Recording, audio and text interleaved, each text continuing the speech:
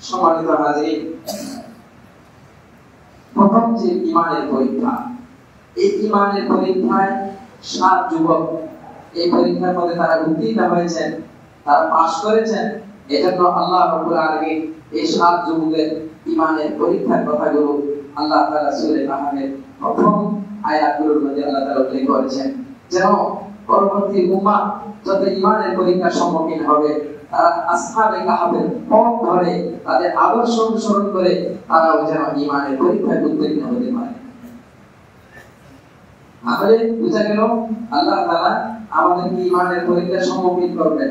বিভিন্ন ঈমানের উপর বিভিন্ন রকমের পরীক্ষা আসবে, ঈমানের ফিতনায় আমরা সম্মুখীন হব। তাহলে আমরা এই ঈমানের পরীক্ষায় যদি আমরা উত্তীর্ণ হতে চাই, এই পরীক্ষায় যদি আমরা পাস করতে চাই, আমাদের জন্য রোল মডেল হচ্ছে আসহাবে কাহফের সেই 7 যুবক। এজন্য আল্লাহ তাআলা এই সূরা কাহফের মধ্যে আসহাবে কাহফের 7 যুবকের কাহিনী কোরআনের মধ্যে বর্ণনা করেছেন, যেন আমরা এই ঘটনা থেকে শিক্ষা অর্জন করি এবং তাদের পথে গিয়ে তাদের আদর্শ গ্রহণ করে আমরা যেন আমাদের ঈমানকে রক্ষা করি, ঈমানের হেফাজত করি। সম্মানিত হাজির, আল্লাহ তাআলা এই দুনিয়াতে মানুষকে যত কিছু নিয়ামত দিয়েছেন, সমস্ত নিয়ামতের মধ্যে শ্রেষ্ঠ নিয়ামত হচ্ছে ঈমান। আল্লাহ তাআলা যতগুলো নিয়ামত দিয়েছেন, সমস্ত নিয়ামতের মধ্যে শ্রেষ্ঠ নিয়ামত হচ্ছে ঈমানের নিয়ামত। ঈমান আছে তাহলে আমি দুনিয়া আখিরাত উভয় জাহানে সফলতা অর্জন করতে পারবো। ঈমান নাই তাহলে আমার কোনো সফলতা নেই। এজন্য হাত অবস্থায় সর্বাবস্থায় আমাদের ঈমানের হেফাজত করতে হবে, ঈমানের পাহারাদারি করতে হবে। পুরো অবস্থাতে যেন আমরা ঈমান হাতছাড়া না করি। এই শিক্ষা আমাদেরকে দিয়ে গেছেন 7 যুবক, আসহাবে কাহফের 7 যুবক। সম্মানিত হাজির, তাহলে মৌলিকভাবে সূরা কাহফ তেলাওয়াত করা আমাদের জন্য অত্যন্ত দরকার। প্রতি জুমাতে আমরা এই সূরা কাহফটা বেশি বেশি তেলাওয়াত করব। এত বেশি উপকার যে আসহাবে কাহফ আল্লাহ তাআলা 7 যুবককে এত বেশি পছন্দ করেছেন, কবুল করেছেন। আল্লাহ তাআলা তাদের কাহিনীগুলো কোরআনের মধ্যে বর্ণনা দিয়েছেন এবং এই সূরাটা পাঠ করলে এমন ফজিলত যে আসহাবে কাহফ আল্লাহ তাআলা তাদেরকে গুহায় তাদের আশ্রয় দিয়ে তাদের ঈমানের হেফাজত করেছেন। পরবর্তীতে উম্মাদের যে কোনো সদস্য এই সূরা কাহফ তেলাওয়াত করবে, আল্লাহ তাআলা তাদেরকে সব ধরনের ঈমানের ফিতনা থেকে হেফাজত করবেন। তাদেরকে আল্লাহ তাআলা ঈমানের নিরাপত্তা দান করবেন। তারা নিরাপত্তার সহিত ঈমানকে হেফাজত করতে পারবে, নিজের জান বাঁচাতে পারবে, নিজের নিজের সম্মান রক্ষা করতে পারবে। আল্লাহ তাআলা সূরা কাহফের শুরুতে আসহাবে কাহফের যে কাহিনীগুলো আল্লাহ তাআলা এভাবে তুলে ধরেছেন, আম হাসিবাতা আসহাবাল কাহফির রাকিব কানু মিন আয়াতিনা আজাবা ইস আওয়াল ফিতয়াতু ইলাল কাহফি ফাকালু রাব্বানা আতিনা মিন লাদুনকা রাহমাহ ওয়া হাইয়্ লানা মিন আমরিনা রাশাদা। এখান থেকে আল্লাহ তাআলা ওই আসহাবে কাহফ, কাহফ শব্দের অর্থ কি? কাহফ শব্দের অর্থ হচ্ছে গুহা। এই 7 যুবক ঈমান বাঁচানোর জন্য তারা একটি গুহাতে আশ্রয় নিয়েছেন। এই জন্য এই 7 যুবকের নাম হচ্ছে আসহাবে কাহফ। আসহাবে কাহফ মানে গুহাবাসী। ঈমানের হেফাজতের জন্য নিজের দেশ, নিজের এলাকা, নিজের সমাজ, আত্মীয়-স্বজন সবাইকে ত্যাগ করে, সবাইকে ছেড়ে, নিজের সম্পদ, ইজ্জত, সম্মান সবকিছু ছেড়ে এই গুহাতে আশ্রয় নিয়েছেন। এই জন্য তাদের নাম হয়ে গেছে আসহাবে কাহফ। সংক্ষেপে আসহাবে কাহফের ছোট্ট একটি ঘটনা গল্প না বললে এই আয়াত বুঝে আসবে না। আসহাবে কাহফের এই ঘটনা ঐতিহাসিক ঘটনা। এটা সংঘটিত হয়েছে কখন, কোন সময়? মুফাসসিরিন কেরামের মধ্যে বিভিন্ন মতামত আছে। সেখানে নির্ভরযোগ্য মত হচ্ছে হযরত ঈসা আলাইহিস সালামের সময়, অর্থাৎ তারা ছিল ঈসাই ধর্মের অনুসারী, ঈসা ইসলামিক মাযহাবের অনুসারী। ঈসা আলাইহিস সালাম দুনিয়া থেকে চলে গেছেন অনেক বছর, অনেক ব্যবধান। এর ভিতরে ওই সমাজের মধ্যে সমাজ এমনটা হয়ে গেছে যে সবাই মূর্তি পূজার অনুসারী, এমনকি যে শাসক সেও মূর্তি পূজার অনুসারী।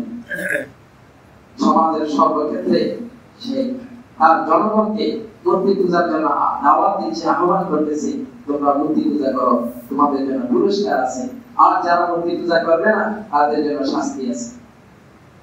এভাবে একদিন বাদশাহ সমস্ত জনগণকে নিয়ে একটি ঈদের অনুষ্ঠান আয়োজন করেছে।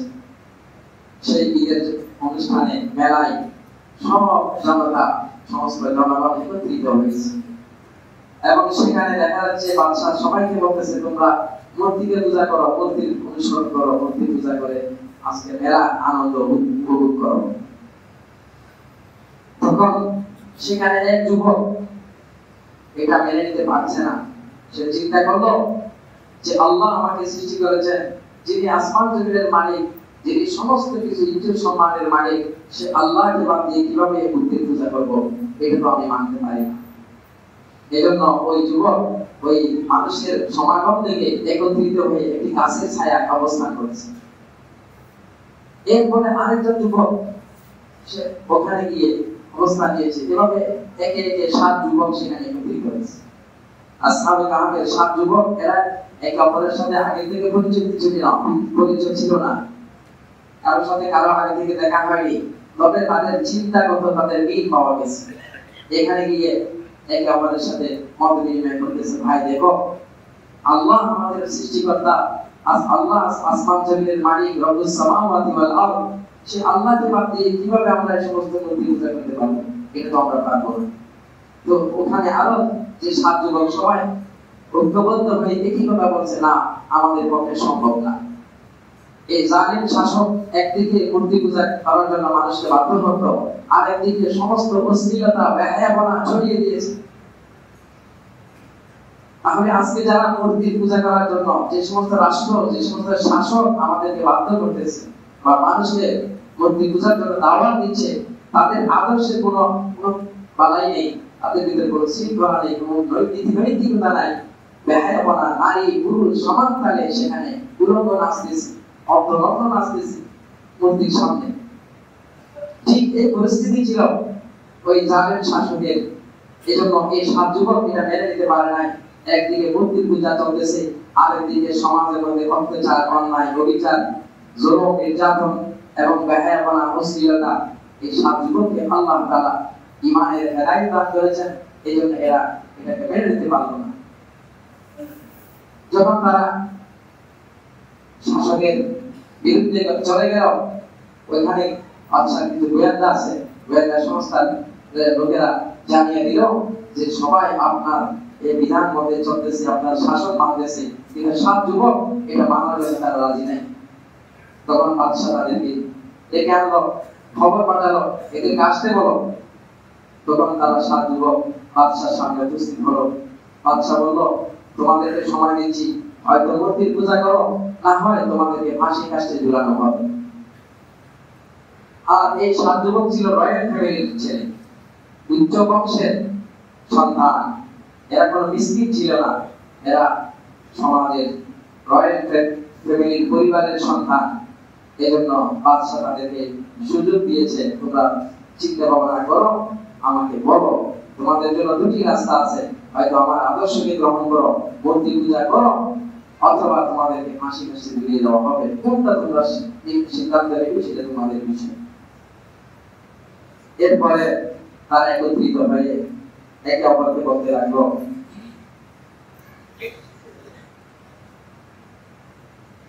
আল্লাহ তাআলা সেই আদের কথাগুলো বলতেছে, ওয়ারাবাতনা আলা কুলুবিহিম ফিল কওম ফাকালু রাব্বুনা রাব্বুস সামাওয়াতি ওয়াল আরদ।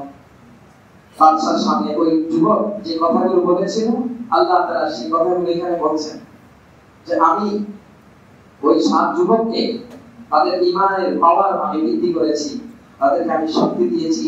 সেই ঈমানের শক্তিতে বাদশার সামনে, রাজার সামনে তারা বলতে লাগলো, ফাকালু রাব্বুনা রাব্বুস সামাওয়াতি ওয়াল আরদ। হে বাদশা, তুমি আমাদেরকে মূর্তি পূজা করার জন্য বাধ্য করতেছো, তবে এখানে জেনে রেখো, স্পষ্টভাবে বলছি যে আমাদের রব কোনো মূর্তি হতে পারে না, আমাদের রব হাতে বানানো কোনো মূর্তি হতে পারে না। আমাদের রব হচ্ছেন তিনি, যিনি আসমান জমিনকে সৃষ্টি করেছেন। সম্মানিত ভাইরা, আমাদের আশেপাশে মূর্তি পূজা চলতেছে না? এটা কি আগের যুগের কাহিনী? এখন কি মূর্তি পূজা চলতেছে না? আরে দুবাই শাসকরা পর্যন্ত মূর্তি পূজায় অংশগ্রহণ করতেছে। মুসলমানদেরকে মূর্তি পূজায় অংশগ্রহণ করার জন্য বিভিন্ন দিক থেকে তাদেরকে চাপ প্রয়োগ করা হয়েছে। সম্মানিত ভাইরা, তো এই যুবকগুলি কি বলেছিলেন, কি বলছিল যে আমরা সে রবকে মানি, সে রবকে একমাত্র পূজা করতে পারি যে রব আসমান জমিনের মালিক। আমরা আল্লাহকে বাদ দিয়ে কোন মূর্তিকে নিজের মাবুদ বানাতে পারি না। আমরা আমাদের রবকে বাদ দিয়ে অন্য কোন মূর্তির পূজা আমরা করতে পারি। এটাই হচ্ছে ঈমান। আজকে এই বিষয়গুলোতে মুসলমানরা দুর্বল ঈমানের পরিচয় দিচ্ছে। ঈমানের দুর্বলতার কারণে তারা মন্দিরে গিয়ে মাথা ঝুঁকাইতেছে, মূর্তির সামনে মাথা ঝুঁকাইতেছে এবং এদের পক্ষ হয়ে স্লোগান দিচ্ছে। আরে ওই শাসকদেরকে, ওই সমস্ত দুর্বল মুসলমানদেরকে বলবো, আপনারা আসহাবে কাহাফের ঘটনা থেকে শিক্ষা অর্জন করুন যে আসহাবে কাহাফ শাসক শ্রেণীর সামনে একেবারে সুস্পষ্ট ভাবে এক গভীর কণ্ঠে বলতেছেন, রব্বুনা রব্বুস সামাওয়াতি ওয়াল আরদ লা নাদউ মিন দুনিহি ইলাহা। আমরা আল্লাহকে বাদ দিয়ে কোন মূর্তি পূজা করতে পারি না। এরপরে বাদশা তাদেরকে বলল, ঠিক আছে, তোমাদেরকে আরো একটা সুযোগ দিচ্ছি, তোমরা বুঝে এসে মানুষ। তারা এখান থেকে বাদশার দরবার থেকে গিয়ে নিজেরা নিজেরা পরামর্শ করতে লাগলো। নিজেরা এক পর্যায়ে বলতে লাগলো যে না না, আমাদের সাথে তাদের সাথে একাকার হতে পারে না, তাদের আদর্শ আমাদের আদর্শ এক হতে পারে না। তারা হচ্ছে মূর্তি পূজার অনুসারী, আমরা আল্লাহর পূজার অনুসারী, আল্লাহকে রব হিসেবে মেনে নিয়েছি। তাদের সাথে আমরা থাকতে পারবো না, তাদের সমাজে আমরা বিচরণ করতে পারবো না। আমাদেরকে তাদের থেকে বিচ্ছিন্ন হয়ে ছেড়ে দিতে হবে। আমাদের ঈমানের হেফাজতের জন্য, আমাদের ঈমান রক্ষার জন্য এই পরিস্থিতিতে আমাদেরকে নিরাপদ জায়গায় চলে যেতে হবে। তখন তারা একে অপরকে বলতে লাগলো, ফাতু ইলাল কাহফি, তোমরা সবাই একটি গুহাতে আশ্রয় নাও। একে অপরকে বলতে লাগলো, আমরা এই জালেম শাসক থেকে বাঁচার জন্য আমাদেরকে এখান থেকে চলে যেতে হবে। একটি নিরাপদ স্থান, একটি গুহায় গিয়ে আমরা কি করবো, অবস্থান নেব। তাহলে আল্লাহর জন্য আমরা সমান চাচ্ছি, যে আল্লাহর জন্য আমাদের বাড়ি ভিটা ছাড়তেছি, যে আল্লাহকে পাওয়ার জন্য, ঈমান রক্ষার জন্য, যে আল্লাহর হুকুম পালন করার জন্য আমরা আমাদের দেশ, বাড়ি ভিটা, আত্মীয় স্বজন সব ছাড়তেছি। সে আল্লাহ সে আল্লাহ আমাদের উপর রহমতের ছায়া দান করবে, আমাদেরকে রহমতের ছায়া দিবেন। এবং যেখানে যাব সেখানে আমার ওই পরিস্থিতি, ওই জায়গাটাকে আমাদের জন্য অনুকূল করে দিবেন এবং সেই জায়গায় গিয়ে আমরা শান্তিপূর্ণ বসবাস করতে পারি। সুবহানাল্লাহ। তাহলে বোঝা গেল এখান থেকে আমাদের জন্য বড় একটা শিক্ষণীয় বিষয়, যে সমাজে, যে পরিবারে, যে জায়গায় আমি বসবাস করতে গেলে আমার ঈমানের উপর আঘাত আসবে, আমি আমাদের ঈমানকে হেফাজত করতে পারবো না, তখন আমাকে আসহাবে কাহফের এই ঘটনা থেকে শিক্ষা নিতে হবে। সেই সমাজ ছাড়তে হবে, সেই পরিবার ছাড়তে হবে ঈমানের খাতিরে। একটি পরিবারে, জয়েন্ট ফ্যামিলি, যৌথ পরিবার, সেখানে থাকতে গেলে আমার ঈমান রক্ষা হচ্ছে না, প্রতিনিয়ত আমার ঈমানের উপর আঘাত আসতেছে, আমার নামাজের উপর আঘাত আসতেছে, তাহলে আমাকে সেখান থেকে ছেড়ে চলে যেতে হবে। কোথায় যাব? যেখানে যাব সেখানে আমার আল্লাহ আমার জন্য সুন্দর একটা ব্যবস্থাপনা করে দিবেন। যেমনটি আল্লাহ তাআলা আসহাবে কাহফের জন্য সেরকম পরিবেশ সৃষ্টি করে দিয়েছে। এটাই হচ্ছে ঈমান, এটাই হচ্ছে আমার ইসলাম মুসলমানদের আকীদা বিশ্বাস, যে আসহাবে কাহফ বলছে যে আল্লাহর জন্য যেহেতু আমরা নিজের বাড়ি ঘর সবকিছু ছাড়তেছি, সে আল্লাহ আমাদেরকে রহম করবেন, সে আল্লাহ আমাদেরকে দয়া করবেন এবং আমাদের জন্য উত্তম ব্যবস্থা করে দিবেন। এটা ছিল আল্লাহর প্রতি তাদের ঈমান।